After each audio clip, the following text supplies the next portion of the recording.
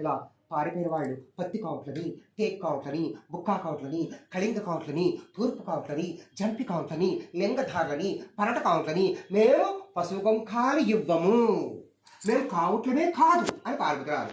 వాళ్ళందరినీ చూసింది కమేష్.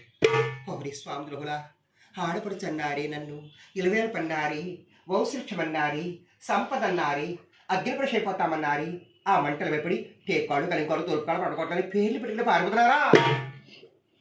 పారిపోతున్న పిరికితనం, ఆ పిరికితనమే కౌంట్లను జీవితాంతం వెంటాడుతుందని బ్రహ్మను ఆజ్ఞాపించే పరమేశ్వరి. ఇక మిగిలిన వాళ్ళు 102 గోత్రాలు వాళ్ళు మిగిలారు.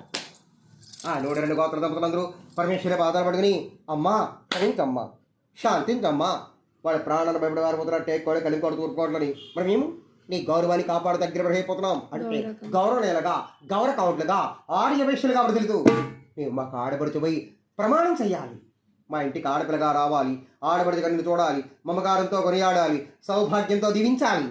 మా ఇంటికి ఆడపిల్లపై ఆడబడుచుపై మాకు నిలవేలిపోయి ప్రతి సంవత్సరం మా ఇంటికి రావాలి.